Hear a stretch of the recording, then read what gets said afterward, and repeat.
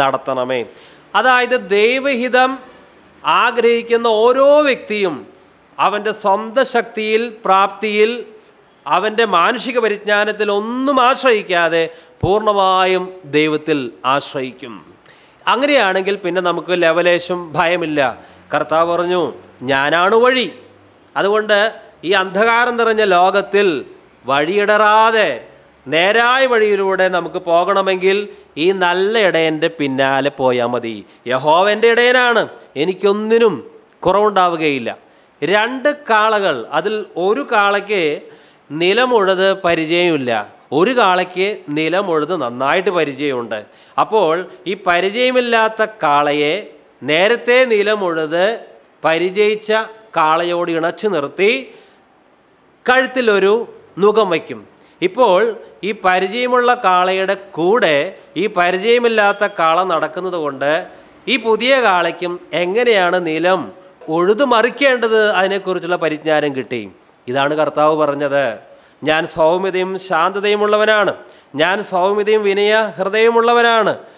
എൻ്റെ അടുക്കൽ വരുവിൻ, എൻ്റെ നുകം സ്വീകരിക്കുവിൻ, എന്നാൽ ഞാൻ നിങ്ങളെ പഠിപ്പിക്കും.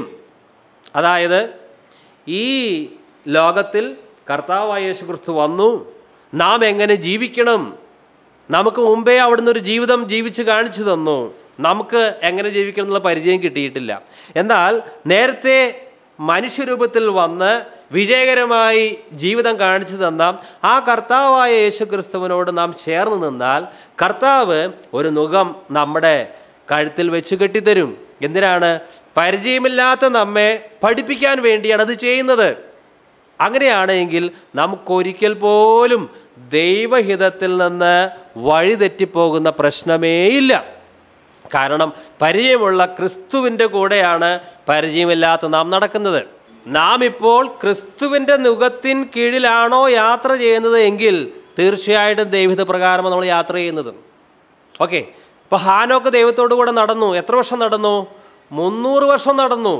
എന്താണ് ഇതിൻ്റെ അർത്ഥം? ഹാനോക്ക് ഒരിക്കലും ദൈവം കൂടെ നടക്കുമ്പോൾ ഹാനോക്ക് ഒരടി മുന്നോട്ട് വേഗത്തിൽ പോകുന്നില്ല.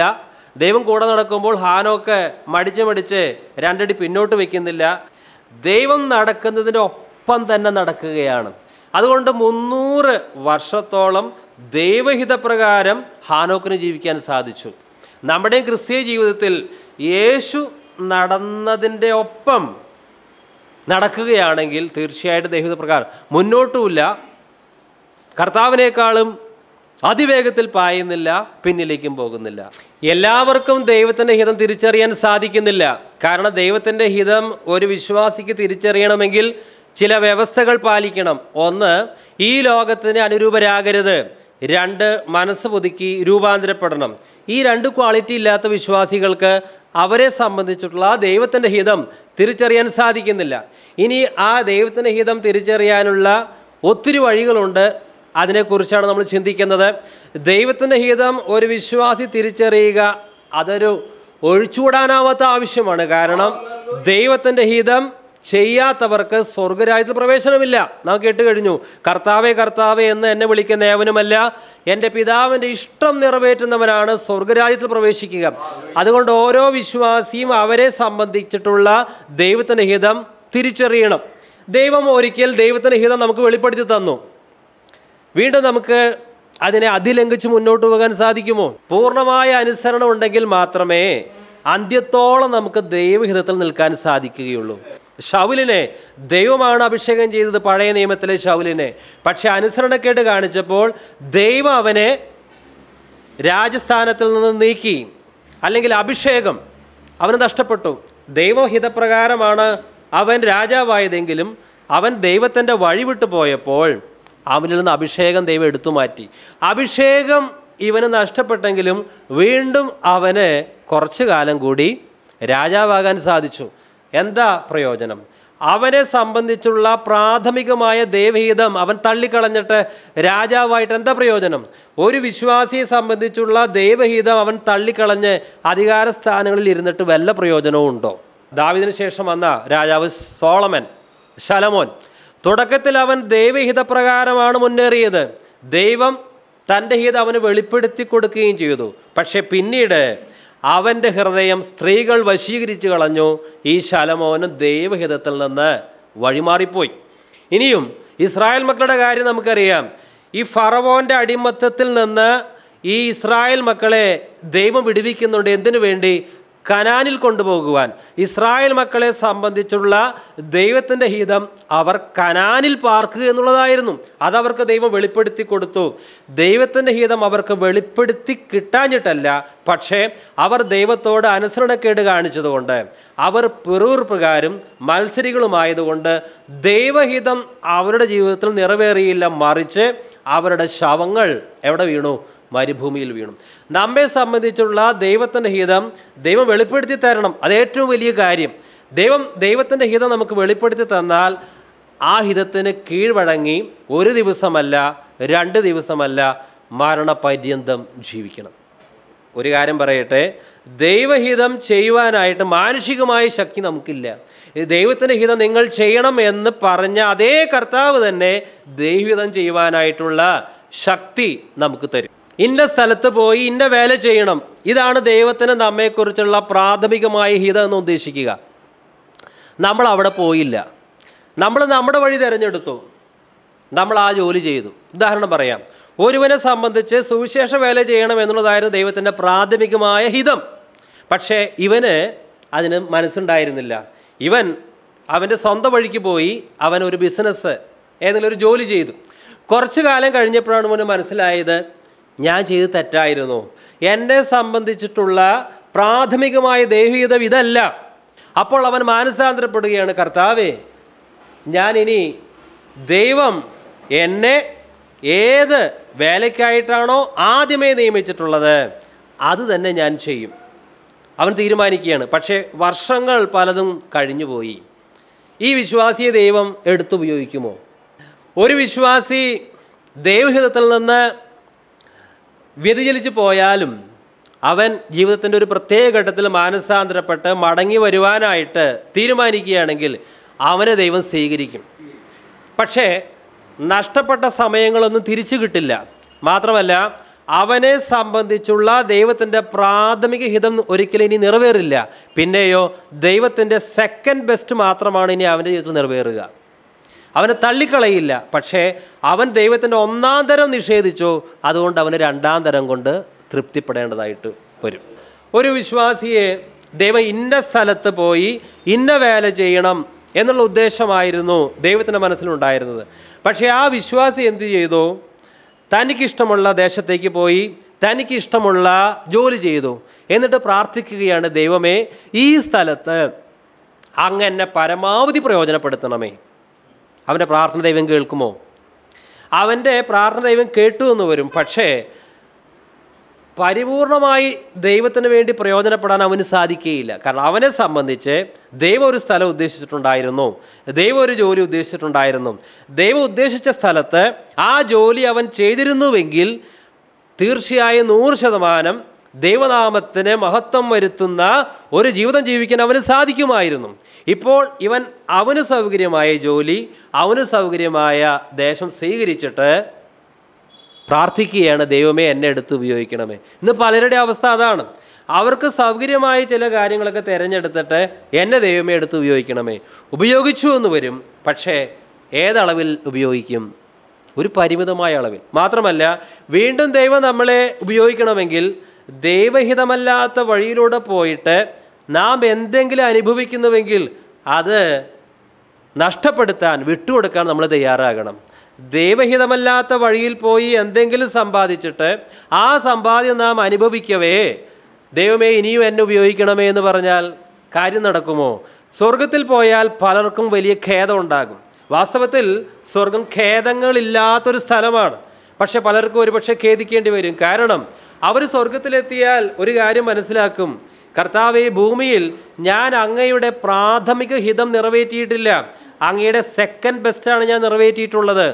അങ്ങ് എന്നെ ഏത് ഉദ്ദേശത്തിനായിട്ട് വിളിച്ചോ പ്രാഥമികമായിട്ടും അങ്ങ് എൻ്റെ ജീവിതത്തിൽ നിറവേറണമെന്ന് എന്ത് കാര്യമാണോ ഉദ്ദേശിച്ചത് അതെനിക്ക് നിറവേറ്റാൻ പറ്റിയില്ല. ഞാൻ എൻ്റെ വഴിക്ക് പോയി. ഇപ്പോൾ എനിക്ക് ഇതാ ഈ സ്വർഗത്തിൽ മറ്റുള്ളവർക്കൊക്കെ വലിയ പ്രതിഫലങ്ങൾ അനുഭവിക്കുമ്പോൾ ഞാൻ വളരെ ചെറിയ കാര്യം കൊണ്ട് തൃപ്തിപ്പെടുകയാണ്. ആ ഖേദം എത്ര വലുതായിരിക്കും! ഇവിടെ നമുക്ക് പണം നഷ്ടപ്പെട്ടാൽ ഒരുപക്ഷെ പണം ഏതെങ്കിലും രീതിയിൽ തിരിച്ചു കിട്ടിയെന്ന് വരാം. ഒരുപക്ഷെ ആരോഗ്യം നഷ്ടപ്പെട്ടാൽ ആരോഗ്യവും തിരിച്ചു കിട്ടിയെന്ന് വരാം. പക്ഷെ സ്വർഗത്തിൽ വെച്ച് ഒരു വ്യക്തിക്ക് എന്തെങ്കിലും നഷ്ടമായി എന്ന് അവിടെ വെച്ച് ബോധ്യം കിട്ടിയാൽ ആ നഷ്ടത്തെ ഒരിക്കലും നികത്തുവാൻ സാധിക്കുകയില്ല. എന്നാൽ ഇങ്ങനെ മനഃഖേദമില്ലാതെ സ്വർഗത്തിൽ ജീവിക്കാൻ കഴിയുന്ന ഒരുവനുണ്ട്. അത് അപ്പസ്തോലനായ പൗലോസാണ്. അപ്പസ്തോലനായ പൗലോസിനെ സംബന്ധിച്ച് ദൈവത്തിൻ്റെ ഹിതം എന്തായിരുന്നുവോ, പ്രാഥമികമായ ദൈവത്തിൻ്റെ ഹിതം എന്തായിരുന്നുവോ അത് പൂർണ്ണമായിട്ട് അപ്പസ്തോലൻ നിറവേറ്റിയിട്ടാണ് ഈ ലോകത്തോട് വിട പറഞ്ഞത്. അതുകൊണ്ട് വലിയ സന്തോഷത്തോടെ സംതൃപ്തിയോടെയാണ് പൗലോസിൻ്റെ ജീവിതാവസാനം. നമുക്ക് അങ്ങനെ ഒരു സന്തോഷത്തോടെയുള്ള അന്ത്യം ഉണ്ടാകും നമുക്ക് അറിഞ്ഞുകൂടാ. പൗലോസ് പറയുന്നത്, ഞാൻ നല്ല പോരാട്ടം പോരാടി, ഓട്ടം പൂർത്തിയാക്കി, അങ്ങ് എനിക്ക് പൂർത്തീകരിക്കാനായിട്ട് തന്ന ആ വേല ഞാൻ 100% തികച്ചു. ഇനി എനിക്ക് സന്തോഷത്തോടെ മരിക്കാം, എനിക്ക് ഒരിക്കലും നിത്യതയിൽ പോയി ഖേദിക്കേണ്ടതായിട്ട് വരികയില്ല. ഇങ്ങനെ പറയാൻ നമുക്ക് സാധിക്കണമെങ്കിൽ ഇന്ന് ഭൂമിയിൽ നാം ദൈവത്തിൻ്റെ സെക്കൻഡ് ബെസ്റ്റ് അല്ല നിറവേറ്റേണ്ടത്, പ്രാഥമികമായ ഹിതം തന്നെ, നമ്മെ സംബന്ധിച്ചുള്ള അത്യുന്നതമായ ഹിതം തന്നെ നമ്മൾ നിറവേറ്റണം. Praise the lord. 2 തിമോഥെയോസ് 4:7 ഞാൻ നല്ല പോർ പൊരുതി, ഓട്ടം തികച്ചു, വിശ്വാസം കാത്തു, ഇനി നീതിയുടെ കിരീടം എനിക്കായി വെച്ചിരിക്കുന്നു. ദൈവഹിതം ചെയ്യാത്ത ഒറ്റ ആൾക്കും ഇതുപോലെ പ്രത്യാശയോടുകൂടി മരിക്കാൻ സാധിക്കില്ല. സ്വർഗത്തിൽ ഒരുപക്ഷെ പ്രവേശിച്ചു എന്ന് വരാം, പക്ഷേ ഭൂമിയിൽ വെച്ച് ദൈവഹിതം ചെയ്തവന് മാത്രമേ സംതൃപ്തിയോടെ മരിക്കാനായിട്ട് സാധിക്കുകയുള്ളൂ. ഇടയ്ക്ക് പറയട്ടെ, ഇവിടെ ഇരിക്കുന്ന ആരും, ഈ പറയുന്ന ഞാനും, നമ്മെ സംബന്ധിച്ചുള്ള ആ അത്യുന്നതമായ ദൈവഹിതം ഏത് സമയത്തും നിറവേറ്റി ജീവിച്ചവരാണെന്ന് എനിക്ക് തോന്നുന്നില്ല. പലപ്പോഴും നമുക്ക് പരാജയങ്ങൾ വന്നിട്ടുണ്ട്, അബദ്ധങ്ങൾ വന്നിട്ടുണ്ട്, ദൈവഹിതത്തിൽ നിന്ന് തെന്നി മാറിയിട്ടുണ്ട്. പക്ഷേ ശേഷിക്കുന്ന നാളുകളെങ്കിലും നമ്മൾ ബുദ്ധിഹീനരാകാതെ ദൈവഹിതം ഇന്നതെന്ന് തിരിച്ചറിഞ്ഞ് മുന്നോട്ട് പോകണം. നാം അവരുടെ ഇവരുടെയും കാര്യം നോക്കി ഒന്നും നടക്കുകയില്ല. സദൃശവാക്യങ്ങൾ 3:5-6 വാക്യങ്ങൾ.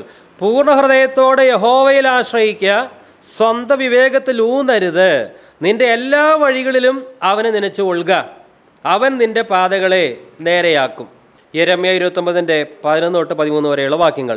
നിങ്ങൾ പ്രത്യാശിക്കുന്ന ശുഭഭാവി വരുവാൻ തക്കവണ്ണം ഞാൻ നിങ്ങളെക്കുറിച്ച് നിരൂപിക്കുന്ന നിരൂപണങ്ങൾ ഇന്നവ എന്ന് ഞാൻ അറിയുന്നു, അവ തിന്മയ്ക്കല്ല നന്മയ്ക്കത്രയുള്ള നിരൂപണങ്ങൾ എന്ന് യഹോവയുടെ അരുളപ്പാട്. നിങ്ങൾ എന്നോട് അപേക്ഷിച്ച് എൻ്റെ സന്നിധിയിൽ വന്ന് പ്രാർത്ഥിക്കുകയും ഞാൻ നിങ്ങളുടെ പ്രാർത്ഥന കേൾക്കുകയും ചെയ്യും. നിങ്ങൾ എന്നെ അന്വേഷിക്കും, പൂർണ്ണ ഹൃദയത്തോടെ അന്വേഷിക്കുമ്പോൾ നിങ്ങൾ എന്നെ കണ്ടെത്തും, നിങ്ങൾ എന്നെ കണ്ടെത്തുവാൻ ഞാൻ ഇടയാക്കുമെന്ന് യഹോവയുടെ അരുളപ്പാട്. പൂർണ്ണ ഹൃദയത്തോടെ ദൈവഹിതത്തിന് വേണ്ടി ആരായുന്ന വ്യക്തിക്ക് തീർച്ചയായിട്ടും ദൈവം തൻ്റെ ഹിതം വെളിപ്പെടുത്തി കൊടുക്കുക തന്നെ ചെയ്യും. തിടുക്കത്തിൽ ചെയ്യരുത്. കർത്താവിനായിട്ട് കാത്തിരിക്കുന്ന ആ സമയം ദൈവത്തിൻ്റെ ഹിതം എനിക്ക് വെളിപ്പെടുത്തി തരണം, അതിനുവേണ്ടി കാത്തിരിക്കുന്ന സമയം ഒരു നഷ്ടമല്ല. ഇനി ചിലരുണ്ട്, അവർ കാത്തിരിപ്പ് മാത്രമേ ജീവിതത്തിലുള്ളൂ, ദൈവം നിറവേറ്റില്ല. അവർ സാധാരണ കാര്യമായിട്ട് ഒന്നും ചെയ്യില്ല, സുവിശേഷ വേല ചെയ്യില്ല, മറ്റു പലതും ചെയ്യില്ല. അയ്യോ അവിടെ ബന്ധനാണ്, ഇവിടെ ബന്ധനാണ്, അത് കാരണം കാത്തിരിക്കാം. പ്രയോജനകരമായി ഒന്നും ചെയ്യാതെ കാത്തിരിക്കുകയാണെന്ന് പറഞ്ഞിട്ട് ജീവിതം വേസ്റ്റ് ആക്കുക, അതല്ല ഇവിടെ ഉദ്ദേശിക്കുന്നത്. വാസ്തവമായിട്ടും ദൈവത്തിൻ്റെ ഹിതം അങ്ങ് എനിക്ക് വെളിപ്പെടുത്തി തന്നാൽ കർത്താവെ ഞാനത് ചെയ്യും, അതിനുവേണ്ടി ഞാൻ എൻ്റെ ജീവിതം സമർപ്പിക്കുന്നു. സങ്കീർത്തനങ്ങൾ 25:3 നിന്നെ കാത്തിരിക്കുന്ന ഒരുത്തിനും ലജ്ജിച്ചു പോവുകയില്ല. സങ്കീർത്തനം 25:5 നിന്റെ സത്യത്തിൽ എന്നെ നടത്തി എന്നെ പഠിപ്പിക്കണമേ. യെശയ്യാ 64:4 നീയല്ലാതെ ഒരു ദൈവം തന്നെ കാത്തിരിക്കുന്നവർക്ക് വേണ്ടി പ്രവർത്തിക്കുന്നത് പണ്ട് മുതൽ ആരും കേട്ടിട്ടില്ല. ഇനി നാം ദൈവത്തിൻ്റെ ആലോചനയ്ക്കായി കാത്തിരിക്കാതെ സന്തുഷ്ടപ്രകാരം ജീവിച്ചാലോ? ഇസ്രായേൽ മക്കൾക്ക് പറ്റിയ അബദ്ധം അതാണ്. അവർ ദൈവത്തിൻ്റെ ആലോചനയ്ക്കായി കാത്തിരിക്കാതെ സ്വന്തം വഴിക്ക് തിരിഞ്ഞു. ദൈവം അവരോട് പറഞ്ഞു, നിങ്ങൾ എൻ്റെ വഴി അറിഞ്ഞിട്ടില്ല, അതുകൊണ്ട് നിങ്ങൾ എൻ്റെ സ്വസ്ഥതയിൽ ഒരിക്കലും പ്രവേശിക്കുകയില്ല. സങ്കീർത്തനങ്ങൾ 106:13 എങ്കിലും അവർ വേഗത്തിൽ അവൻ്റെ പ്രവൃത്തികളെ മറന്നു, അവൻ്റെ ആലോചനയ്ക്ക് കാത്തിരുന്നതുമില്ല. ഇസ്രായേൽ മക്കൾക്ക് പറ്റിയ അബദ്ധം അതായിരുന്നു. അവൻ്റെ ആലോചനയ്ക്ക്, ദൈവഹിതത്തിന് അവർ കാത്തിരുന്നില്ല. നിൻ്റെ എല്ലാ വഴികളിലും അവനെ നനച്ചുകൊള്ളുക. അതായത് നമ്മുടെ ജീവിതത്തിലെ സകല മേഖലകളിലും ദൈവത്തിൻ്റെ ഹിതം അറിയുവാൻ നമ്മൾ പ്രാർത്ഥിക്കുകയും നമ്മുടെ ജീവിതത്തിൻ്റെ സകല മേഖലകളിലും ദൈവഹിതം നമ്മൾ നിറവേറ്റുകയും വേണം. ചിലരൊക്കെ അവരുടെ ജീവിതത്തിൽ ചില കാര്യങ്ങൾക്ക് വേണ്ടി മാത്രമേ ദൈവാലോചന ആഗ്രഹിക്കാറുള്ളൂ. പ്രത്യേകിച്ച് കല്യാണത്തിന് വിഷയം വന്ന വിശ്വാസികൾ ഭയങ്കരമായി ദൈവാലോചനയ്ക്ക് വേണ്ടി കാത്തിരിക്കും. അതെന്തിനു വേണ്ടിയാണ്? അവർക്ക് നഷ്ടം സംഭവിക്കരുത്, അവർക്ക് സുഖകരമായി ജീവിക്കണം, ഒരബദ്ധം ഉണ്ടാകരുത്. അപ്പോൾ അതിനു വേണ്ടി അവർ ആത്മാർത്ഥമായിട്ട് പ്രാർത്ഥിക്കുക. പക്ഷേ വിവാഹം കഴിഞ്ഞാൽ അവർക്ക് എത്ര മക്കളുണ്ടാകണം അതിനെ സംബന്ധിച്ച് ദൈവാലോചന പലരും ചോദിക്കാറില്ല. കാരണം അത് ഇവർ തന്നെ ഒരു പദ്ധതി അവർക്കുണ്ട്, 2 മതി അല്ലെങ്കിൽ 1 മതി. ഇനി അവരുടെ സമ്പത്ത് പൂർണ്ണമായും ദൈവഹിതത്തിന് സമർപ്പിക്കുന്നില്ല. ഇങ്ങനെ അവർക്ക് സുഖകരവും ലാഭകരവുമായ കാര്യങ്ങൾ ലഭിക്കാൻ വേണ്ടി മാത്രം ദൈവഹിതം അന്വേഷിക്കുക. നിൻ്റെ എല്ലാ വഴികളിലും അവനെ നനച്ചുകൊള്ളുക. കർത്താവേ, ഒരു ചെറിയ കാര്യം ഞാൻ ചെയ്യാൻ പോകുന്നുണ്ട്, അങ്ങയുടെ ഹിതം എന്താണ് ഇതിൽ? ഇന്നൊരു വ്യക്തി എന്നോടൊരു കാര്യം ചോദിക്കുന്നുണ്ട്, കർത്താവേ, പണം എൻ്റേതല്ല അങ്ങയുടേതാണ്, ഞാനത് ആ വ്യക്തിക്ക് കൊടുക്കുന്നത് അങ്ങയുടെ ഹിതമാണോ? ഇന്ന വ്യക്തി എന്നോട് ഈ രീതിയിൽ സംസാരിക്കുന്നു, ഞാൻ എന്താണ് ഇപ്പോൾ ചെയ്യേണ്ടത് കർത്താവേ? ചെറുതും വലുതുമായ സകല കാര്യങ്ങളിലും അവനെ നനയ്ക്കണം, ദൈവത്തിൻ്റെ ഹിതം കണ്ടെത്തണം. ഇനി മറ്റൊന്ന്, ചിലപ്പോഴൊക്കെ നമ്മൾ പരാജയപ്പെടും, പ്രാർത്ഥിച്ചിട്ടും ദൈവത്തിൻ്റെ ഹിതം വെളിപ്പെട്ട് കിട്ടുന്നില്ല. എന്തിനാണ് ചിലപ്പോഴൊക്കെ നമ്മൾ പരാജയപ്പെടുന്നത്? കാരണം നമുക്ക് നമ്മുടെ ബലഹീനത ദൈവം വെളിപ്പെടുത്തി തരികയാണ്. മകനെ, നിൻ്റെ സ്വന്തം ബുദ്ധി കൊണ്ട് കാര്യം നടക്കുകയില്ല. നമുക്കൊക്കെ സാധാരണ ഒരു ധാരണയുണ്ട്, എന്നെ കൊണ്ട് ചിലതൊക്കെ പറ്റും, കാരണം ഞാൻ ഈ ലോകത്തിൽ ജീവിച്ച് ചില അനുഭവ പരിചയങ്ങളൊക്കെ എനിക്ക് കിട്ടിയിട്ടുണ്ട്, ലോകപരിജ്ഞാനം എനിക്ക് കിട്ടിയിട്ടുണ്ട്, അതുകൊണ്ട് ചിലതൊക്കെ ഞാൻ വിചാരിച്ചാലും നടക്കും. പക്ഷേ അങ്ങനെ നമ്മൾ മുന്നോട്ട് പോകുന്നു, ഒന്നും നടക്കുന്നില്ല. എന്തിനു വേണ്ടിയാണ്? ഒരു പ്രധാനപ്പെട്ട കാര്യം നമ്മെ പഠിപ്പിക്കുവാനാണ്. എന്നെ കൂടാതെ നിങ്ങൾക്കൊന്നും ചെയ്യാൻ സാധിക്കില്ല. ഈ പാഠം നമുക്ക് പഠിക്കണം. യോഹന്നാൻ 15:5, എന്നെ പിരിഞ്ഞ് നിങ്ങൾക്കൊന്നും ചെയ്യാൻ സാധിക്കില്ല. പ്രിയമുള്ളവരെ, പലപ്പോഴും നമുക്ക് ദൈവത്തിൻ്റെ ഹിതം നിറവേറ്റി ജീവിക്കുവാൻ, എപ്പോഴും നിറവേറ്റി ജീവിക്കാൻ സാധിച്ചിട്ടില്ല. പക്ഷേ അതുകൊണ്ട് നിരാശപ്പെടരുത്. യോനയെ സംബന്ധിച്ചുള്ള ദൈവഹിതം എന്തായിരുന്നു? നിനവേൽ പോയി. ഇവൻ പോയോ? ഇവൻ പോയില്ല. എങ്ങോട്ടാണ് പോയത്? യോനയെ സംബന്ധിച്ചുള്ള ദൈവത്തിൻ്റെ ഹിതം, അവൻ നിനവേൽ പോയി പ്രസംഗിക്കണം. പക്ഷേ ഇവൻ തർസീസിലേക്ക് പോകാനാണ് ടിക്കറ്റ് എടുത്തത്. എന്താ കാരണം? അവൻ്റെ കയ്യിൽ കാശുണ്ടായിരുന്നു. കാശില്ലായിരുന്നെങ്കിൽ തീർച്ചയായിട്ടും തർശീസിലേക്ക് പോകുവാനോ ടിക്കറ്റ് എടുക്കുമായിരുന്നില്ല. കാശുണ്ടല്ലോ. പലരുടെയും ജീവിതത്തിൽ ദൈവത്തിൻ്റെ ഹിതം നിറവേറാൻ തടസ്സമായി നിൽക്കുന്നത് എന്താണെന്ന് അറിയുമോ? പൈസയുണ്ട്. എന്തിനാ അപ്പോൾ എനിക്ക് നിലവിലേക്ക് പോകുന്നത്? തർശീസിലേക്ക് പോയിക്കൂടെ? കപ്പൽ റെഡി, കാശുണ്ട്. പ്രിയമുള്ളവരെ, നമ്മുടെ ജീവിതത്തിൽ ചിലപ്പോൾ സാമ്പത്തികമായൊരു ഞെരുക്കം വരുന്നത് നമുക്ക് അനുഗ്രഹമാണ്.